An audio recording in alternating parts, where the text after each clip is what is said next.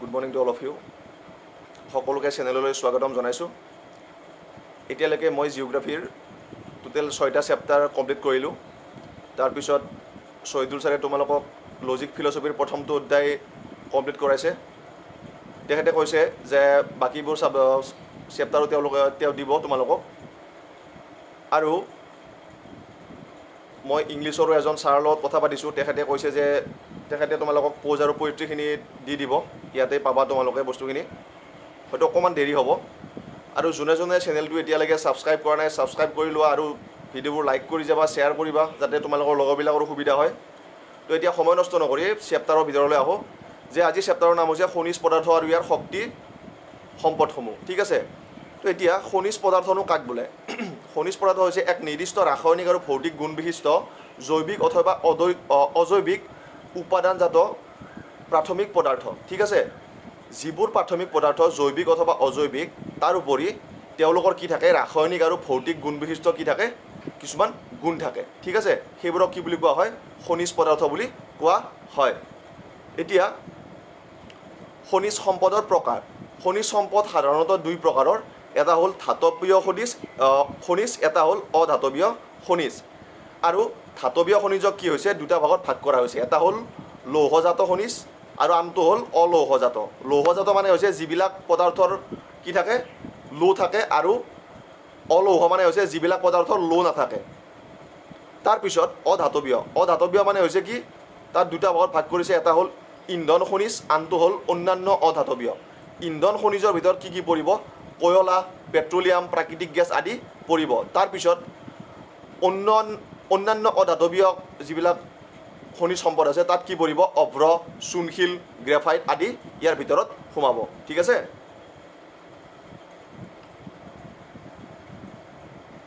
এতিয়া আমি আহিছোঁ খনিজ পদাৰ্থৰ অনুসন্ধানত জড়িত থকা সংস্থাসমূহ। মানে খনিজ পদাৰ্থনো ক'ত ক'ত আছে, কোনে আমাক কি কৰিব? বিচাৰি দিব, বা কোনে আমাক ইনফৰমেশ্যনটো দিব যে ইয়াতে খনিজ পদাৰ্থ আছে, ইয়াতে নাই।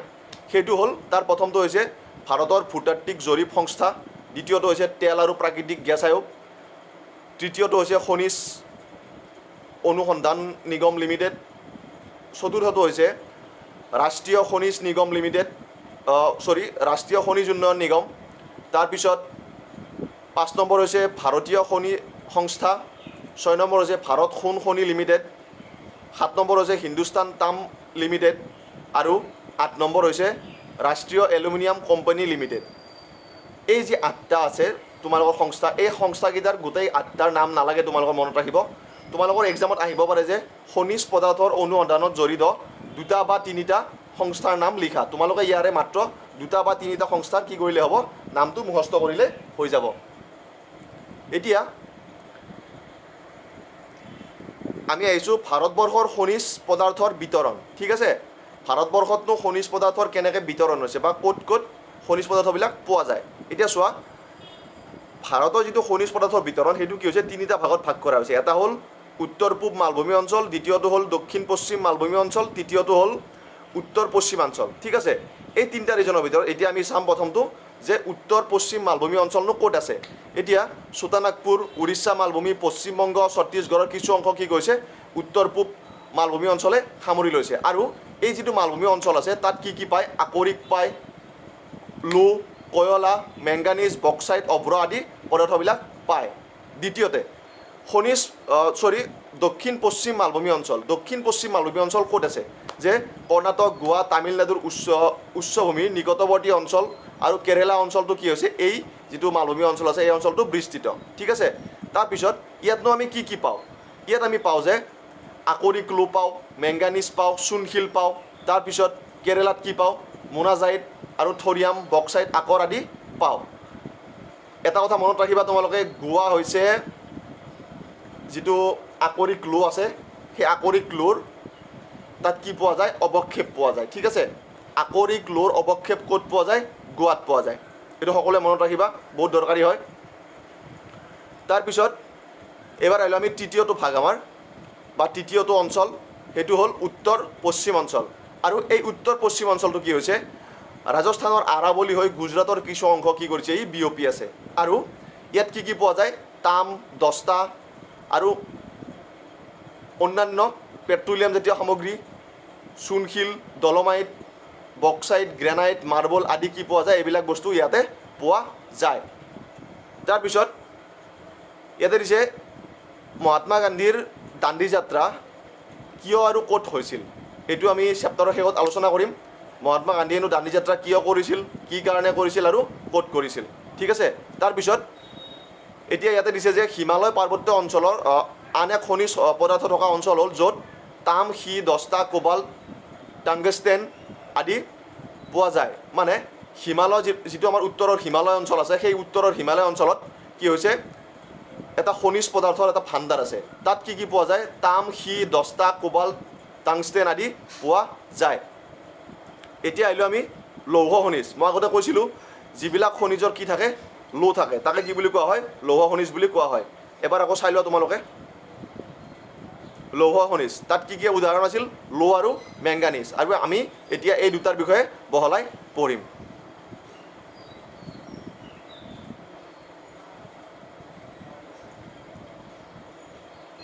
চোৱা, এতিয়া আছে আকৰিক লো, ঠিক আছে। ইয়াতে দিছে যে দৰকাৰী লাইন এটা মই আণ্ডাৰলাইন কৰি দিছোঁ তোমালোকৰ, সৰ্বমুঠ ভাণ্ডাৰৰ প্ৰায় 95% ক'ত ক'ত পায়, উৰিষ্যা, ঝাৰখণ্ড, ছত্তীশগড়, কৰ্ণাটক, গোৱা, অন্ধ্ৰপ্ৰদেশ, তামিলনাডু আদি ৰাজ্যবোৰত কি হয়, মুঠ ভাৰতবৰ্ষৰ আকৰিক লোৰ ভিতৰত 95% ক'ত পায়, এই ৰাজ্যকেইখনত পায়। ইয়াৰ নামকেইটা হৈছে, আকৌ এবাৰ ৰিপিট কৰিছোঁ মই, উৰিষ্যা, ঝাৰখণ্ড, ছত্তীশগড়, কৰ্ণাটক, গোৱা, অন্ধ্ৰপ্ৰদেশ আৰু তামিলনাডু। এইটো মনত ৰাখিবা তোমালোকে। আৰু ইয়াতে কি হৈছে, তোমালোকৰ এখন মেপ দিয়া আছে, মেপখনত ইয়াতে ভালকৈ চিনি নাপায়। মই তলত কি কৰিছোঁ, তোমালোকক মেপৰ ব্যৱস্থা কৰিছোঁ, মই তোমাক অকণমান পিছত তোমালোকক দেখুৱাম, ঠিক আছে। আগতে এইখিনি কৈ লওঁ। তাৰপিছত মেংগানিজ, মেংগানিজ ক'ত পায়, মেংগানিজ পায় যে বুনাই, কেন্দুঝাৰ, চন্দেশগড়, গংপুৰ, কোৰাপুট, কালাহাণ্ডি আৰু বাংলাগিৰি নামে ঠাইবোৰৰ কি হৈছে, ইয়াত মেংগানিজৰ মুখ্য খনিবোৰ তাত অৱস্থিত, ঠিক আছে। আৰু সাধাৰণতে কি হয়, যিবিলাক মেংগানিজ আছে, এই মেংগানিজবিলাক কি হয়, ভাৰতৰ যিখিনি মধ্য অঞ্চল আছে, মধ্য অঞ্চল মানে হৈছে কোনখিনি জানা, এই যিখিনি মাজত যে অকণমান অকণমান চিন দিয়া আছে যে, ৰবা এক ছেকেণ্ড মই আণ্ডাৰলাইন কৰি দি আছোঁ তোমালোকক। এই যিখিনি মধ্য অঞ্চল আছে, এই মধ্য অঞ্চলত কি হয়, এই যিটো মেংগানিজৰ ভাণ্ডাৰ আছে এইটো পোৱা যায়। সকলোৱে মনত ৰাখিবা। এইবাৰ আমি আহিছোঁ অলৌহজাতীয় যিবিলাক খনিজ, যাৰ কি নাথাকে, লো নাথাকে, ঠিক আছে।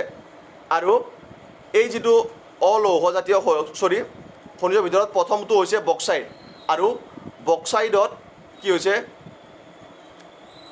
কালাহাণ্ডি, চম্বলপুৰ আদি আগশাৰীৰ উৎপাদক ইয়াতে দিয়া আছে। তাৰ উপৰিও সেই ঠাই দুখন হ'ল ক্ৰমে বংগলগিৰি আৰু কোৰাপুট। তাৰপিছত অন্য মুখ্য উৎপাদনকাৰী অঞ্চলবোৰ হ'ল গুজৰাট, চণ্ডীগড়, মধ্যপ্ৰদেশ, মহাৰাষ্ট্ৰ। তোমালোকে এটা কথা মনত ৰাখিবা, যেতিয়া তোমালোকক দিব যে ভাৰতবৰ্ষত বক্সাইডৰ উৎপাদন সম্পৰ্কে লিখা বা বক্সাইড ক'ত ক'ত পোৱা যায় আলোচনা কৰা, তেতিয়া তোমালোকৰ এটা দৰকাৰী কথা হ'ব যে কোন কোন জেগাত পায়, ঠিক আছে। তোমালোকে এখন লিষ্ট বনাবা, লিষ্টখনৰ এটা ছাইডে থবা যে যিবিলাক আমাৰ খনিজ পদাৰ্থৰ নাম আছে, আৰু আনটো ফালে ষ্টেটবিলাক মানে ৰাজ্যবিলাক ক'ত ক'ত এই বস্তুবোৰ পোৱা যায় বা এই যিটো আমাৰ খনিজ পদাৰ্থ আছে এইবিলাক পোৱা যায়, ঠিক আছে। সকলোৱে এখন লিষ্ট বনাবা গোটেইবিলাকৰে, তেতিয়া তোমালোকৰ কি হ'ব, বস্তুটো মুখস্থ কৰাত বা বুজি পোৱাত সহজ হ'ব। তাৰপিছত তৃতীয়টো হ'ল তাম। তাম ক'ত পোৱা যায়, এক নম্বৰ হ'ল ঝাৰখণ্ডৰ সিংভূম জিলা, তাৰপিছত মধ্যপ্ৰদেশৰ বালাঘাট জিলা, ৰাজস্থানৰ ঝুনঝুনু জিলা আৰু আজৱাৰ জিলা তামৰ মুখ্য ভাণ্ডাৰসমূহ দেখা যায় বা তাত আছে। এতিয়া চাবা, তাম আমাক কি কাৰণে লাগে, যে তামেৰে কি হয়, বৈদ্যুতিক পৰিবাহী হয় বা বিদ্যুৎ পৰিবাহিত হয়। এতিয়া চাবা, তামৰ ব্যৱহাৰ ক'ত ক'ত হয়, আমাৰ যিবিলাক হেৰি আছে যে মোবাইলৰ চাৰ্জাৰ, তাৰ ভিতৰত কি থাকে, তামৰ সৰু তাঁৰ থাকে। তাৰপিছত যিবিলাক আমাৰ কাৰেণ্টৰ লাইন, যে PVC তাঁৰ বা যিকোনো আমাৰ চাৰ্জিং বৰ্ডৰ লাইন যিবিলাক তাঁৰ থাকে, সেইবিলাকত কি হয়, তামৰ ব্যৱহাৰ হয়। ট্ৰেন্সফৰ্মাৰত তামৰ ব্যৱহাৰ হয়, জেনেৰেটৰত তামৰ ব্যৱহাৰ হয়। এনেকুৱা যিমানবিলাক ইলেক্ট্ৰনিক গেজেট আছে বা যিমানবিলাক ইলেক্ট্ৰনিক বস্তু আছে, তাত কি হয়, তামৰ ব্যৱহাৰ হয়, ঠিক আছে। এইটো মনত ৰাখিবা। আৰু ইয়াৰে দৰকাৰী হৈছে কোন কোন জেগাত এই তামৰ মুখ্য ভাণ্ডাৰসমূহ আছে, সেইটো বেছি গুৰুত্বপূৰ্ণ। ঠিক আছে, এতিয়া আহিছোঁ আমি অধাতৱীয় খনিজ পদাৰ্থ। এইটো হৈছে তাৰে উদাহৰণ, প্ৰথমটো হৈছে অভ্ৰ, যাক আমি মাইকা বুলিও কওঁ।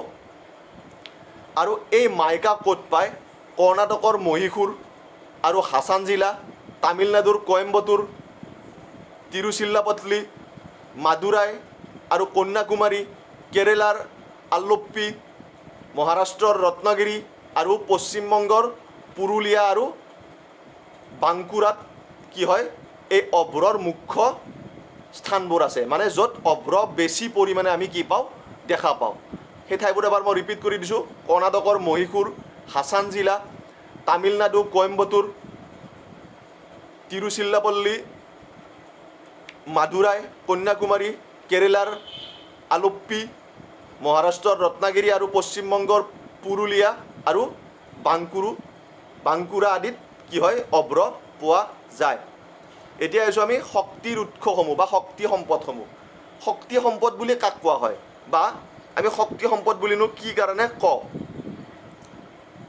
এতিয়া শক্তি সম্পদসমূহ, ঠিক আছে, এই যিবিলাক শক্তি সম্পদ আছে, যেনে কয়লা, পেট্ৰলিয়াম, প্ৰাকৃতিক গেছ, এইবিলাকক আমি শক্তি সম্পদ বুলি কি কাৰণে কওঁ? ইয়াৰ কাৰণ হৈছে আমি যাৰ পৰা কি হয়, আমি শক্তি লাভ কৰোঁ। যেনে কয়লা যদি আমি জ্বলাওঁ কি কৰিব পাৰিম? আমি ৰেলগাড়ী চলাব পাৰিম বা আমি খাদ্য বনাব পাৰিম। তাৰপিছত পেট্ৰলিয়াম যদি পুৰোঁ আমি কি কৰিম? গাড়ী চলাব পাৰিম, খাদ্য বনাব পাৰিম। যে মানে কি হয়, এই যিবিলাক আমাৰ শক্তি সম্পদ আছে, এই শক্তি সম্পদবিলাক যদি আমি কি কৰোঁ, পুৰোঁ বা যদি আমি ব্যৱহাৰ কৰোঁ, তেতিয়া কি হ'ব পাৰোঁ, আমি কিবা এটা নতুন এটা উদ্ভাৱন কৰিব পাৰোঁ। ঠিক আছে, সেইকাৰণে এইবিলাকক কি বুলি কোৱা হয়? শক্তি সম্পদ বুলি কোৱা হয়, যাৰ কি আছে, শক্তি আছে। এতিয়া তোমালোকে চাবা, প্ৰথমটো হৈছে কয়লা। কয়লা ক'ত ক'ত পায়? কয়লাৰ মুখ্য জেগা হৈছে ৰাণীগঞ্জৰ পিছতে জৰিয়া এক বিশাল কয়লাক্ষেত্ৰ। তো চবতকৈ বেছি কয়লা ক'ত পোৱা যায়? ৰাণীগঞ্জ, তাৰপিছত জৰিয়া, তাৰপিছত বোকাৰো, তাৰপিছত গিৰিডি আৰু কৰুণপুৰ। এই যি 5টা ঠাই আছে, তাকেইটা মনত ৰাখিবা। এবাৰ মই ৰিপিট কৰিছোঁ তোমালোকক। এটা হ'ল ৰাণীগঞ্জ, জাৰিয়া, বোকাৰো, গিৰিধি আৰু কৰুণপুৰ। ঠিক আছে, এতিয়া ইয়াতে দিছে যে ৰাণীগঞ্জৰ পিছতে জাৰিয়া এক বিশাল কয়লাক্ষেত্ৰ। ঠিক আছে, আৰু মধ্যপ্ৰদেশৰ সিংগ্ৰুলি, ছত্তীশগড়ৰ কুৰাৱা, উৰিষ্যাৰ তালচেৰ আৰু ৰামপুৰ, মহাৰাষ্ট্ৰৰ চন্দা আৰু ৱাৰ্ধা, কামপাতি আৰু ভাণ্ডেৰ, লগতে অন্ধ্ৰপ্ৰদেশৰ ছিংগাৰেণী আৰু পাণ্ডুৰ। এই যিবিলাক ঠাই আছে, এইবিলাক ঠাই কি হৈছে, কয়লাৰ যিবিলাক তাত খনি আছে বা কয়লাৰ যিবিলাক ষ্টক তাত বেছিকৈ আমি কি পাওঁ, দেখা পাওঁ। ক'ৰ পৰা বা ক'ৰ ভিতৰত? ভাৰতৰ ভিতৰত এইবিলাক ঠাইত আমি কি দেখা পাওঁ? কয়লাৰ এটা বৃহৎ খনি বা কয়লাৰ এটা বৃহৎ ষ্টক আমি তাত দেখা পাওঁ। তাৰপিছত এইবাৰ আছে পেট্ৰলিয়াম। পেট্ৰলিয়াম চাবা, আমি সাধাৰণতে সকলোৱে জানো যে পেট্ৰলিয়াম আমি কি কৰোঁ বা পেট্ৰলিয়াম আমি কি কামত ব্যৱহাৰ কৰোঁ। আমি সকলোৱে ক'ব যে তোমালোকে কি কৰোঁ, যে আমি গাড়ী চলাওঁতে কি কৰোঁ, পেট্ৰলিয়াম ব্যৱহাৰ কৰোঁ। কিন্তু পেট্ৰলিয়ামৰ পৰা কি হয়, বহুতো বস্তু বনাব পাৰি। যেনে ৰাসায়নিক সাৰ, সাংশ্লেষিক ৰবৰ, সাংশ্লেষিক সূতা, দৰৱ মানে মেডিচিন, ভেচলিন যিটো আমি ওঠত লওঁ সেইটো, তাৰপিছত পিছল কৰা বস্তু যিবিলাক তোমাৰ শ্লিপাৰী বস্তু আছে, এইবিলাক বস্তু, মম, চাবোন আৰু অন্যান্য বহুতো বস্তু কি কৰে, এই পেট্ৰলিয়ামৰ পৰা বনায়। ঠিক আছে, আৰু এই পেট্ৰলিয়ামনো ক'ত ক'ত বেছিকৈ পোৱা যায়? ঠিক আছে, এতিয়া আমি চাম। গুজৰাট, অংকলেশ্বৰ, কালন, মেহছানা, নৱাগাম, কোচাম্বা আৰু লুনেজ আদি হৈছে মুখ্য তৈলক্ষেত্ৰ। তাৰপিছত তোমালোকে সকলোৱে মনত ৰখা উচিত যে আমাৰ অসমত প্ৰথমটো তেল শোধনাগাৰ ক'ত স্থাপন কৰা হৈছিল, তোমালোকে জানানে? আৰু কোন চনত স্থাপন কৰা হৈছিল? ইয়াৰ এনচাৰ হ'ল ডিগবৈত অসমৰ প্ৰথমটো তেল শোধনাগাৰ স্থাপন কৰা হৈছিল আৰু ইয়াৰ চনটো হ'ল 1901 চন। 1901 চনত ডিগবৈত প্ৰথমটো তেল শোধনাগাৰ স্থাপন কৰা হৈছিল। ঠিক আছে, তাৰপিছত তোমালোকক ইয়াতে আৰু এটা কুৱেশ্যন সুধিব পাৰে যে তেল আৰু প্ৰাকৃতিক গেছ আয়োগ কোন চনত গঠন কৰা হৈছে? তেল আৰু প্ৰাকৃতিক গেছ আয়োগ কোন চনত গঠন কৰা হৈছে? তোমালোকে লিখিবা 1956 চনত তেল আৰু প্ৰাকৃতিক গেছ আয়োগ কি কৰা হৈছে? গঠন কৰা হৈছে। তাৰপিছত আৰু এই পেট্ৰলিয়ামৰ বা পেট্ৰলৰ কি কৰে, কোনটো কোনটো জেগাত মুখ্য ভূমিকা আছে, ভূমিকাকেইটা মনত ৰাখিবা, বা কোনটো কোনটো অঞ্চল মুখ্য সেই নামকেইটা মই ক'লোৱে অলপ আগতে। গুজৰাট, অংকলেশ্বৰ, কালল, মেহছানা, নৱাৰগ্ৰাম, কোচাম্বা, লুনেছ আদি। তাৰপিছত ইয়াতে দিয়া আছে যে ভাৰতবৰ্ষত 2 ধৰণৰ শোধনাগাৰ আছে। ঠিক আছে, ভাৰতবৰ্ষত কি আছে? 2 ধৰণৰ শোধনাগাৰ আছে বুলি কৈছে। শোধনাগাৰ মানে কি? তেল শোধনাগাৰ। এটা হ'ল ক্ষেত্ৰৰ আধাৰত থকা, এটা হ'ল বজাৰক কেন্দ্ৰ কৰি থকা। ক্ষেত্ৰৰ আধাৰত থকা শোধনাগাৰ হ'ল ডিগবৈ আৰু বজাৰ কেন্দ্ৰিক শোধনাগাৰৰ আধাৰত থকা হ'ল বাৰাউনী। এইটো মনত ৰাখিবা, ডিগবৈ আৰু বাৰাউনী। তোমালোকক সুধিব পাৰে যে ক্ষেত্ৰৰ আধাৰত থকা শোধনাগাৰ কোনটো? তোমালোকে লিখিবা ডিগবৈ। আৰু যদি সোধে তোমালোকক বাৰাউনী কি ক্ষেত্ৰৰ উদাহৰণ বা বাৰাউনী কোনটো কেন্দ্ৰৰ ওপৰত ভিত্তি কৰি স্থাপন কৰা হৈছিল শোধনাগাৰ হিচাপে, তেতিয়া লিখিবা তোমালোকে কি বজাৰ কেন্দ্ৰিক শোধনাগাৰ হৈছে কোনটো? বাৰাউনী। এতিয়া আহিছোঁ আমি প্ৰাকৃতিক গেছ। এতিয়া ইয়াতে প্ৰথম কুৱেশ্যনটো হৈছে প্ৰাকৃতিক Gas Authority of India limited যিটো এটা খণ্ড আছে, সেই খণ্ডটো কোন চনত গঢ় লৈ উঠিছিল? প্ৰাকৃতিক Gas Authority of India limited কোন চনত স্থাপন কৰা হৈছিল বা কোন চনত প্ৰতিষ্ঠা হৈছিল? এনচাৰ হ'ব 1984 চনত। ঠিক আছে, আৰু এই যিটো প্ৰাকৃতিক গেছ আছে এইটো ক'ত ক'ত মূলতঃ পোৱা যায়? এনচাৰ হ'ব পূব উপকূলীয় অঞ্চল যেনে তামিলনাডু, উৰিষ্যা, অন্ধ্ৰপ্ৰদেশ, ত্ৰিপুৰা, ৰাজস্থান, গুজৰাট, মহাৰাষ্ট্ৰৰ প্ৰাচ্যত মালভূমি উপকূলীয় অঞ্চলবোৰত কি হয়? এই প্ৰাকৃতিক গেছ পোৱা যায়। এবাৰ মই ৰিপিট কৰিছোঁ, প্ৰাকৃতিক গেছৰ কি হৈছিলে? প্ৰাকৃতিক Gas Authority of India limited নামে এটা কি হৈছিল? সংস্থা এটা গঢ়ি উঠিছিল বা এটা প্ৰতিষ্ঠান গঢ়ি উঠিছিল। এই প্ৰতিষ্ঠানটোৰ নাম কোন চনত হৈছিলে? 1984 চনত। এইটো এটা কুৱেশ্যন দৰকাৰী, তোমালোকে লিখি ল'বা। তাৰপিছত দ্বিতীয়তে প্ৰাকৃতিক গেছনো ক'ত ক'ত পোৱা যায়? প্ৰাকৃতিক গেছ পূব উপকূলীয় অঞ্চল যেনে তামিলনাডু, উৰিষ্যা, অন্ধ্ৰপ্ৰদেশ, তাৰপিছত ত্ৰিপুৰা, ৰাজস্থান আৰু গুজৰাট, লগতে মহাৰাষ্ট্ৰৰ প্ৰাচ্যত উপকূলীয় অঞ্চলৰ খাটবোৰত কি হয়? এই যিটো প্ৰাকৃতিক গেছ আছে এই গেছটো তাত আমি পাওঁ হয়, আৰু ইয়াক কি বুলি কোৱা হয়? নেচাৰেল গেছ বুলিও কোৱা হয়। তাৰপিছত এতিয়া আহিছোঁ আমাৰ নেক্সট পইণ্ট আছে পাৰমাণৱিক শক্তিসমূহ। পাৰমাণৱিক শক্তি তোমালোকে জানা, বৰ্তমান পাৰমাণৱিক শক্তি এক বিকাশক্ষম উৎস হিচাপে বিবেচিত হৈছে। মানে এইটো এটা বহুত দৰকাৰী উৎস, যাৰ হাততে যোনখন দেশৰ লগত পাৰমাণৱিক শক্তি বেছি আছে সেইখন দেশে কি বৰ্তমান সময়ত পাৱাৰফুল হয়। তাৰপিছত আণৱিক শক্তি নিৰ্গত কৰিবলৈ ব্যৱহৃত হোৱা প্ৰয়োজনীয় খনিজবোৰ হ'ল ইউৰেনিয়াম আৰু থৰিয়াম। মানে এই যিটো আণৱিক শক্তি নিৰ্গত কৰিবলৈ কিবিলাক ব্যৱহাৰ কৰা হয়? ইউৰেনিয়াম আৰু থৰিয়াম ব্যৱহাৰ কৰা হয়। এতিয়া ইউৰেনিয়াম আৰু থৰিয়াম ক'ত ক'ত পায় আমি চাম। ঠিক আছে, ইউৰেনিয়ামৰ আকৰ সিংহভূমৰ তামত পোৱা অঞ্চলৰ আশে পাশে বহুতো এলেকাত সঞ্চিত হৈ আছে। ঠিক আছে, যিটো সিংহভূম নামে ঠাই আছে তাত কি হয়? ইউৰেনিয়াম যথেষ্ট পৰিমাণে পোৱা যায়।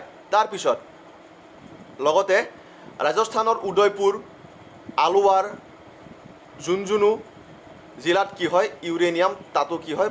প্ৰচুৰ পৰিমাণে পোৱা যায়। তাৰপিছত নেক্সট ছত্তীশগড় জিলাত যিবিলাক দুৰ্গ আছে বা সেই অঞ্চলত যিবিলাক দুৰ্গ স্থাপন কৰা হৈছিল, লগতে মহাৰাষ্ট্ৰত যিবিলাক ভাণ্ডাৰ জিলা আছে, ভাণ্ডাৰ জিলা বুলি কাক কোৱা হয়? য'ত কি কৰে? সেই গোটেই ৰাজ্যখনৰ যিবিলাক খাদ্য বস্তু হওক বা যিবিলাক ষ্টক আছে তাত এটা ঠাইত কি কৰে জমা কৰে, হয়, তাকে কি বুলি কোৱা হয় ভাণ্ডাৰ। আৰু মহাৰাষ্ট্ৰৰ যিবিলাক ভাণ্ডাৰ জিলা আছে আৰু হিমাচল প্ৰদেশৰ কুল্লু মনালী তোমালোকে শুনিছা, হয়তো ইউটিউবত ভ্লগ চাওঁতে তোমালোকে গমে পাইছা, তাত বহুতে কি কৰে বাইক লৈ যায়, হয়, এডভেঞ্চাৰ কৰিবৰ কাৰণে। কুল্লু মনালী, সেই কুল্লু জিলাটো কি হয়, এই যিটো আমাৰ ইউৰেনিয়াম আছে সেইটো তাত কি হৈছে পোৱা গৈছে বা পোৱা যায়। এতিয়া থৰিয়ামনো ক'ত পায় চাবা, কেৰেলা আৰু তামিলনাডুৰ যিবিলাক উপকূলীয় অঞ্চল আছে তাত কি হয় থৰিয়াম পোৱা যায়। এতিয়া তোমালোকৰ সুবিধাৰ কাৰণে মই ইয়াতে মেপ আনিছোঁ, মই মোবাইলটো পৰ্ট্ৰেইট মোড কৰি দি আছোঁ এতিয়া, 1 ছেকেণ্ড ৰ'বা। তোমালোকে এই মেপখন স্ক্ৰীনশ্বট এটা মাৰি লোৱা। ইয়াতে মই দিছোঁ যে তোমালোকৰ আকৰি ক্লু, যিটো ৰঙা চিম্বল আছে সেইটোৱে সূচাইছে আকৰি ক্লু, আৰু যিটো নীলা ডট আছে বা ৰাউণ্ড আছে সেইটো হৈছে কি তোমালোকৰ মেংগানিজ, হয়। ইয়াতে মই ক্লিয়াৰকৈ দিছোঁ, তোমালোকৰ কি কৰে পৰীক্ষাত আহিব পাৰে যে মেংগানিজ ক'ত পোৱা যায় বা আকৰি ক্লু ক'ত আছে ভাৰতত কি কৰা মেপখন আঁকি দেখুৱাই দিয়া, তাতে তোমালোকে দেখুৱাই দিবা।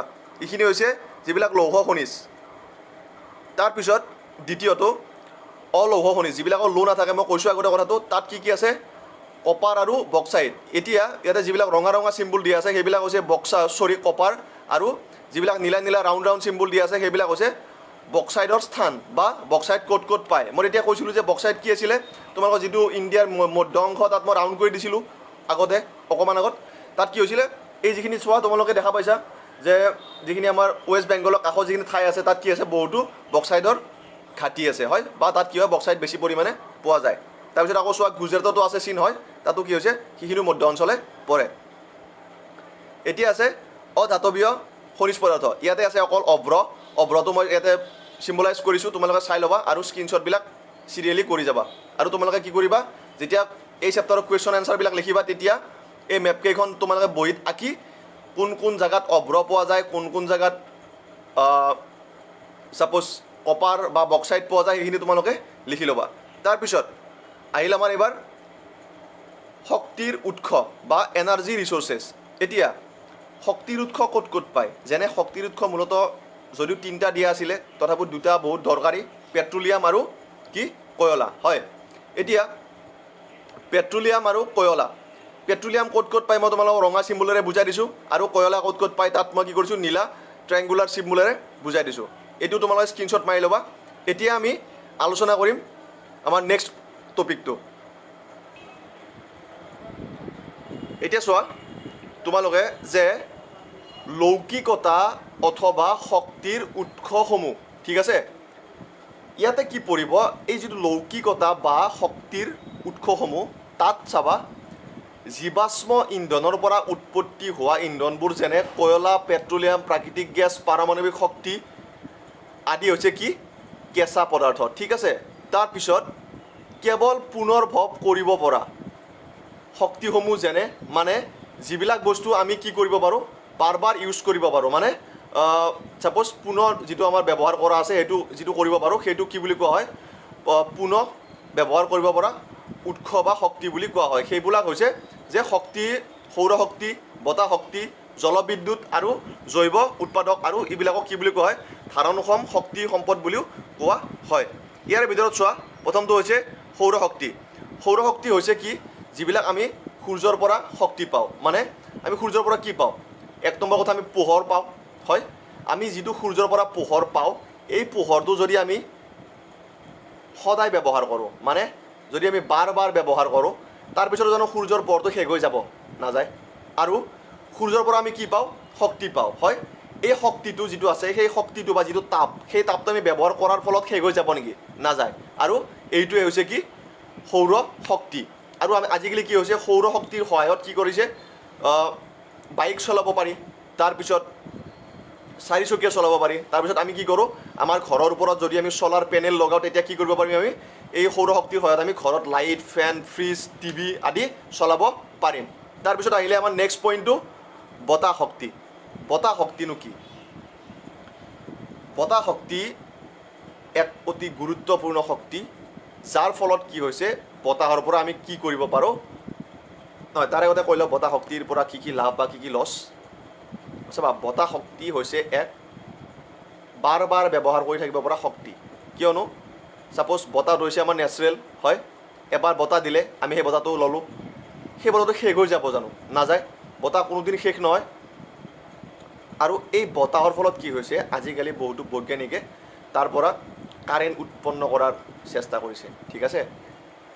বা এই বতাহ শক্তিৰ সহায়ত কি কৰিছে, টাৰবাইন মেচিন তাৰ লগত সংলগ্ন কৰি বিদ্যুৎ তাৰ পৰা কি কৰিছে, উলিয়াই আনিছে বা বিদ্যুৎ শক্তি তাৰ পৰা উৎপাদন কৰিছে, ঠিক আছে? এইটো অতি গুৰুত্বপূৰ্ণ শক্তি, ঠিক আছে? তাৰপিছত আৰু তলত লাইনটো চোৱা তোমালোকে সকলোৱে, মই আণ্ডাৰলাইন কৰি দিছোঁ। গুজৰাটৰ কচ্ছ অঞ্চলৰ লাম্বা বতাহ শক্তিৰ প্ৰকল্পটো এছিয়াৰ বৃহত্তম প্ৰকল্প, ঠিক আছে? তোমালোকক সুধিব পাৰে যে এছিয়াৰ বৃহত্তম বতাহ শক্তিৰ প্ৰকল্পটো কোনটো? তোমালোকে ক'বা যে গুজৰাটৰ কচ্ছ অঞ্চলৰ লাম্বা বতাহ শক্তিৰ প্ৰকল্পটো হৈছে এছিয়াৰ সবাতোকৈ বৃহৎ প্ৰকল্প, ঠিক আছে? এইটো লিখিবা, কুৱেশ্যনটো তোমালোকে লিখি ল'বা, লগতে এনচাৰটো লিখি ল'বা, ঠিক আছে? তাৰপিছত আনটো বতাহ শক্তিৰ প্ৰকল্প ক'ত আছে? তামিলনাডুৰ টুটিকৰিণত আছে, ঠিক আছে? যদি তোমালোকক সোধে যে ভাৰতত দুটা মুখ্য বতাহ শক্তি প্ৰকল্পৰ নাম লিখা, তোমালোকে কি লিখিবা? লাম্বা বতাহ শক্তি প্ৰকল্প আৰু তামিলনাডুৰ টুটিকৰিণত থকা যিটো বতাহ শক্তি আছে প্ৰকল্প, সেইটো হৈছে দুটা, হয়? এই দুটা তোমালোকে কি কৰিবা? নাম লিখিবা। আৰু যদি তোমালোকে মনত আছে, এই মাত্ৰ ক'লোৱে মই, এছিয়াৰ ভিতৰত বৃহত্তমটো হৈছে কোনটো? লাম্বা বতাহ শক্তিৰ প্ৰকল্প। এতিয়া আহিলে জোৱাৰ শক্তি। জোৱাৰ শক্তি কি জানানে? জোৱাৰ শক্তি মানে হৈছে যিবিলাক সাগৰীয় অঞ্চল আছে, তাত কি হয়, যেতিয়া সাগৰৰ ভিতৰৰ ফালে যেতিয়া ভূমিকম্প বা কিছুমান এনাৰ্জিৰ সৃষ্টি হয়, তাৰ ফলত কি হয়, সেই যিবিলাক সাগৰত ঢৌ আছে এইবিলাক বেছি ওপৰলৈ উঠি আহে, ঠিক আছে? আৰু যেতিয়া বেছি ওপৰলৈ উঠি আহে তেতিয়া কি হয়, তাক আমি জোৱাৰ বা চুনামি বুলিও তাক ক'ব পাৰোঁ, হয়? আৰু ইয়াতে দিছে যে সামুদ্ৰিক সোঁত অসীম শক্তিৰ ভঁৰালস্বৰূপ, হয় কথাটো? কাৰণ আমি সমুদ্ৰত কি পাওঁ? বিভিন্ন ধৰণৰ বস্তু পাওঁ, মাছ কাছ, আমাক লগা যিবিলাক মণি মুকুতাও তাত পায়, হয়? বা আমি তাৰ পৰা কি পাওঁ? পানীৰ যিটো শক্তি আছে, শক্তিৰ পৰা আমি শক্তিটো পাওঁ। সেই শক্তিৰ পৰা আমি কি কৰিব পাৰোঁ? তাত যদি আমি টাৰবাইন মেচিন যদি ব্যৱহাৰ কৰিব পাৰোঁ, তেতিয়া কি হ'ব? তাৰ পৰা আমি বিদ্যুৎ উৎপাদন কৰিব পাৰিম, হয়নে নহয়? তাৰপিছত 17-18শ শতিকাৰ আৰম্ভণিতে কি হৈছিল? অবিৰাম গতিত থকা জোৱাৰৰ ঢৌ আৰু সমুদ্ৰ সোঁতত বহুতো শক্তিৰ সৃষ্টি কৰিবলৈ অহৰ্নিশে প্ৰচেষ্টা চলাই থকা হৈছে। কিন্তু ভাৰতবৰ্ষৰ পশ্চিম উপকূলীয় অঞ্চলৰ বৃহৎ জোৱাৰ ঢৌটো পৰিলক্ষিত হয়। সেয়ে ভাৰতত জোৱাৰ শক্তিৰ বিকাশ ঘটা প্ৰচুৰ সম্ভাৱনীয়তা আছে যদিও এতিয়ালৈকে কোনো ধৰণৰ তৎপৰতা দেখা যোৱা নাই। চাবা, যিটো জোৱাৰ ঢৌ আছে বা জোৱাৰ বা ঢৌ শক্তি আছে, সেই শক্তিটো হৈছে মূলতঃ আমি সাগৰত দেখা পাওঁ, ঠিক আছে? যিহেতু আমি সাগৰত দেখা পাওঁ, এই শক্তিটোৰ ওপৰত এতিয়ালৈকে কি হৈছে? কোনো ধৰণৰ একো কাম প্ৰপাৰলি হোৱা নাই। কিয়নো এই শক্তিটো হৈছে বহুত পাৱাৰফুল শক্তি। কিয়নো সাগৰৰ ঢৌ চাবা, এতিয়া বতাহটো কিমান স্পীডত বলে বা কিমান স্পীডত নবলে সেইটো এটা জুখিব পাৰি, হয়? সূৰ্যৰ তাপ কিমান বেছি কিমান কম এইটো কৰিব পাৰি, কিন্তু সাগৰৰ ঢৌ কিমান কম হ'ব কিমান বেছি হ'ব এইটো ইমান, তাত যদি আমি মেচিন প্ৰস্তুত কৰোঁ বা ছাপ'জ আমি এটা সৰু ঢৌৰ তুলনাত এটা সৰু টাৰবাইন মেচিন প্ৰস্তুত কৰিলোঁ, এবাৰ এনেকুৱা হ'ল যে ডাঙৰ ঢৌ এটা আহিল, সেই মেচিনটো ভাঙি লৈ গুচি গ'ল, হয় নহয়? এই বহুতবোৰ কাৰক আছে, তাৰ ফলত কি হৈছে, এতিয়ালৈকে এইটো ইয়াত একো কাম হোৱা নাই ভাৰতত। তাৰপিছত নেক্সটটো হ'ল ভূতাপীয় শক্তি।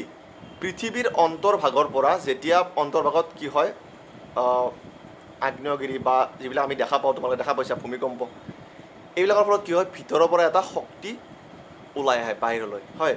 যেতিয়া আগ্নেয়গিৰি হয়, তেতিয়া তোমালোকে দেখা পাইছা, হয় ভিডিঅ'ত নহবা কিছুমানে অৰিজিনেলি হয়তো দেখা পাব পাৰা। মই হ'লে অৰিজিনেলি এতিয়ালৈকে দেখা নাই, মই জাষ্ট ভিডিঅ'ত বা ইউটিউবত বা কিতাপত এনেকৈ পঢ়িছোঁ বস্তুবিলাক।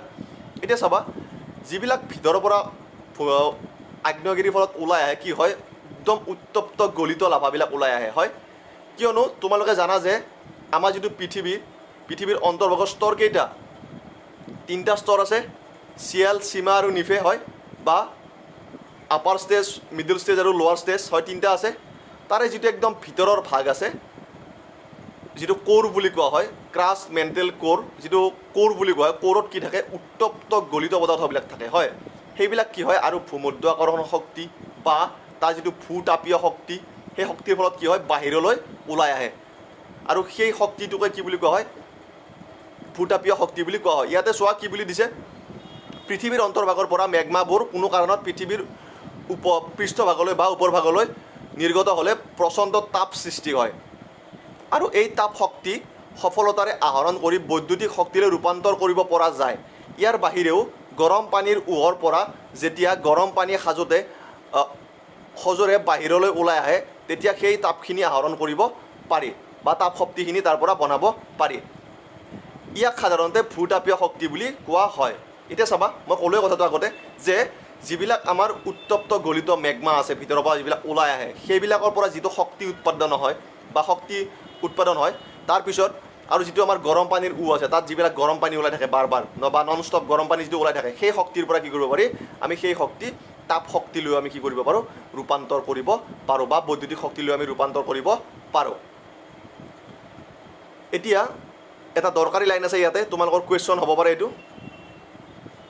ভাৰতৰ হিমাচল প্ৰদেশৰ মণিকৰণত এটা ভূতাপীয় শক্তিৰ উদ্যোগ আয়োগ গঠন কৰা হৈছে। ঠিক আছে, ভাৰতৰ হিমাচল প্ৰদেশৰ মণিকৰণত এটা ভূতাপীয় শক্তিৰ উদ্যোগ আয়োগ গঠন কৰা হৈছে। তোমালোক যদি সোধে ভাৰতৰ কোন অঞ্চলত ভূতাপীয় শক্তিৰ উদ্যোগ আয়োগ গঠন কৰা হৈছে, তোমালোকে কি লিখিবা তেতিয়া, যে হিমাচল প্ৰদেশৰ মণিকৰণত কি হৈছে, এটা ভূতাপীয় উদ্যোগ শক্তি গঠন কৰা হৈছে। তাৰপিছত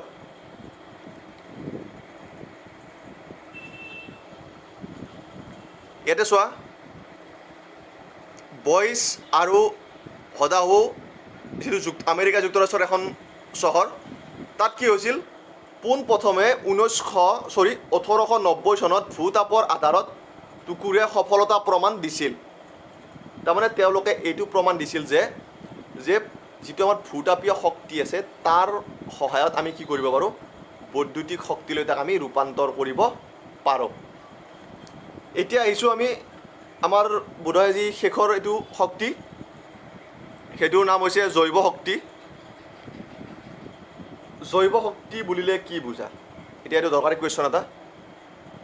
জৈৱিক সামগ্ৰীৰ আধাৰত উৎপত্তি লাভ কৰা শক্তিক কি বুলি কোৱা হয়, জৈৱিক শক্তি বুলি কোৱা হয়। সাধাৰণতে তোমাক যদি সোধে তোমালোকক যে জৈৱিক শক্তি কাক বোলে বা জৈৱ শক্তি কাক বোলে, তেতিয়া তোমালোকে কি লিখিবা, লিখিবা কি, জৈৱিক সামগ্ৰীৰ আধাৰত উৎপত্তি লাভ কৰা শক্তিক কি বুলি কোৱা হয়, জৈৱিক শক্তি বুলি কোৱা হয়। বা জৈৱিক সামগ্ৰীৰ আধাৰত সৃষ্টি হোৱা শক্তিক কি বোলে, জৈৱিক শক্তি বোলে। এতিয়া এই জৈৱিক শক্তি কি হৈছে, দিল্লীৰ ওখলা নামে ঠাইখনত কি হৈছে, ইয়াৰে এটা প্ৰকল্প নিৰ্মাণ কৰা হৈছে, যিটো জৈৱিক শক্তিৰ প্ৰকল্প। তোমালোক যদি সোধে যে জৈৱিক শক্তিৰ প্ৰকল্প ক'ত দেখা যায়, তোমালোকে ক'বা যে ভাৰতৰ ৰাজধানী দিল্লীৰ ওখলা নামে ঠাইত কি হয়, এই যিটো জৈৱিক শক্তিৰ যিটো প্ৰকল্প, তাত কি হৈছে, স্থাপন কৰা হৈছে। এতিয়া আহিলে তোমালোকৰ যে খনিজ সম্পদ সংৰক্ষণ, এইটো বহুত দৰকাৰী বস্তু। খনিজ সম্পদ সংৰক্ষণ আমি কিয় কৰিব লাগে, ছাপ'জ চাবা, মই তোমালোকক যেতিয়া চেপ্টাৰ 3 পঢ়াইছিলোঁ তাত কৈছিলোঁ, মই তোমালোকক চেপ্টাৰ যেতিয়া 4 পঢ়াইছিলোঁ তাত কৈছিলোঁ, আৰু 5তো তোমালোকক কৈছোঁ, মই জলসম্পদৰ কথাটো কৈছোঁ। এতিয়া চাবা, যিবিলাক আমাৰ সম্পদ আছে, সম্পদবিলাক আমি যদি আমাক লগাতকৈ যদি আমি বেছি খৰচ কৰোঁ, তেতিয়া কি হ'ব, আমাৰ যিটো পূৰ্ব প্ৰজন্ম আছে বা যিটো আহিবলগীয়া যিটো প্ৰজন্ম আছে, সেই প্ৰজন্মটোৰ কাৰণে কি হ'ব, যে তেওঁলোকৰ এই যিবিলাক শক্তি আমি ব্যৱহাৰ কৰিছোঁ, সেইবিলাক তেওঁলোকে কি কৰিব নোৱাৰিব, ব্যৱহাৰ কৰিব নোৱাৰিব, হয়নে নহয়? তো আমি কি কৰিব লাগিব, যে তেওঁলোকৰ সুবিধাৰ কাৰণে আমি আমাৰ যিখিনি দৰকাৰী, আমি সেইখিনি ব্যৱহাৰ কৰি, আৰু যিখিনি আমাৰ অৱশিষ্ট সেইখিনি তেওঁলোকৰ কাৰণে কি কৰিব লাগিব, সংৰক্ষণ কৰিব লাগিব। আৰু যদি আমি সংৰক্ষণ নকৰোঁ, তেতিয়া কি হ'ব, তেওঁলোকে এই শক্তিবোৰ লাভ কৰিব নোৱাৰিব, বা তেওঁলোকে এই যিবিলাক আমি ব্যৱহাৰ কৰি থকা সামগ্ৰী, সেইবোৰ তেওঁলোকে কি কৰিব নোৱাৰিব, ব্যৱহাৰ কৰিব নোৱাৰিব। এতিয়া তাৰ ভিতৰত সৌৰশক্তি, বতাহ শক্তি, সমুদ্ৰ শক্তি, বা যিবিলাক আমি বাৰ বাৰ ব্যৱহাৰ কৰিব পাৰোঁ, সেইবিলাকৰ বাৰু কথা নাই, কিন্তু যিবিলাক পুনৰ ব্যৱহাৰ কৰিব নোৱাৰি সেইবিলাক বস্তু আমি কি কৰিব লাগিব মূলতঃ সংৰক্ষণ কৰিব লাগিব আৰু এই যিটো সংৰক্ষণ প্ৰক্ৰিয়া ইয়াত কিছুমান কথা আছে যেনে যিবিলাক শিক্ষিত মানুহ তেওঁলোকে অশিক্ষিতবোৰক শিকাব লাগিব আৰু এইটোত এটা কাম কৰিব পাৰি যে কিছুমান গ্ৰুপ বনাই বা NGO বনাই বা আত্মসহায়ক গোট বনাই কি কৰিব পাৰি এটা সজাগতা শিবিৰো পাতিব পাৰি যেনে যিবিলাক ভিতৰুৱা অঞ্চল আছে তাত কি কৰিব পাৰি কিছুমানে কি কৰে এতিয়াও যে গা ধুতে 10-12 বাল্টিং পানী এনেই ক্ষয় কৰি পেলাই বা কিছুমানে মুখ ধুতেও কি কৰে এক বাল্টি পানী শেষ কৰি দিয়ে সেইটো কি কৰিব লাগিব আমি তেওঁলোকক বুজাব লাগিব যেনে আমাৰ যিবিলাক খনিজ সম্পদ কিছুমানে কয়লাটো কি কৰে বহুত পৰিমাণে খৰচ কৰে হয় বা পেট্ৰলিয়াম কি কৰে বেছি পৰিমাণে খৰচ কৰে সেইবিলাক কি কৰিব লাগিব আমি কমাব লাগিব এতিয়া তোমালোকৰ যি মই এই চেপ্টাৰটো লাষ্ট পইণ্টটো পঢ়ালোঁ তোমালোকক খনিজ সম্পদৰ সংৰক্ষণ এতিয়া তোমালোকৰ এই চেপ্টাৰত দৰকাৰী বস্তুখিনি হ'ল তোমালোকে কি কৰিবা মই যিকেইখন মেপ দিছোঁ তোমালোকক এই মেপকেইখন তোমালোকে ভালকৈ আঁকিবা তাৰপিছত আৰু যিকেইটা কুৱেশ্যন ক'লোঁ সেইকেইটা কুৱেশ্যন বহুত দৰকাৰী হয় তোমালোকৰ এক্সাম পইণ্ট অফ ভিউৰ পৰা চাব গ'লে তাৰপিছত আৰু সকলোকে ভিডিঅ'টো শেষলৈ চোৱাৰ বাবে মই বহুত বহুত ধন্যবাদ জনালোঁ তাৰ উপৰি চেনেলটো তোমালোকে যোনে যোনে ছাবস্ক্ৰাইব কৰা নাই ছাবস্ক্ৰাইব কৰি ল'বা কিয়নো ইয়াতে অকল জিঅ'গ্ৰাফিয়ে নহয় তোমালোকৰ HS ছেকেণ্ড ইয়াৰৰ প্ৰায়ভাগ বিষয় ইয়াতে আলোচনা কৰা হ'ব আৰু তোমালোকে ইয়াতে কি কৰিব পাৰিবা ইয়াতে ভিডিঅ' বা চেনেলটো অ'পেন কৰিলে তোমালোকে সকলো তোমালোকৰ যিটো HS ছেকেণ্ড ইয়াৰ তাৰে সকলো জ্ঞান তোমালোকে কি কৰিব পাৰিবা ইয়াতে লাভ কৰিব পাৰিবা চেপ্টাৰ ৱাইজ হয় আৰু ইয়াতে কি হ'ব তোমালোকৰ কুৱেশ্যন ছেশ্যনো আলোচনা কৰা হ'ব এইটো এক্সামৰ আগে আগে হ'ব এতিয়া নহয় এতিয়া তোমালোকৰ কি হ'ব জাষ্ট চেপ্টাৰ ৱাইজ তোমালোকৰ ইলাবৰেশ্যন আৰু ইভালুৱেশ্যনটো হৈ থাকিব হয় এতিয়া তোমালোকৰ কথা হ'ল যে আমি বহুত কষ্ট কৰি কি কৰি আছোঁ এই ভিডিঅ'বোৰ বনাই আছোঁ তোমালোকে যদি চেনেলটো কি কৰা লাইক কৰা বা শ্বেয়াৰ কৰা তেতিয়া কি হ'ব আমি অলপ ছাকচেছ হোৱা যেন পাম হয় আৰু চেনেলটো যেতিয়া তোমালোকে কি কৰিবা লাইক কৰিবা তেতিয়া কি হয় আমাৰ অলপমান এনাৰ্জি পাম হয় তো চেনেলটো লাইক কৰিবা শ্বেয়াৰ কৰিবা আৰু যোনে যোনে ছাবস্ক্ৰাইব কৰা নাই তোমালোকে কি কৰিবা ছাবস্ক্ৰাইব কৰি দিবা থেংক ইউ নমস্কাৰ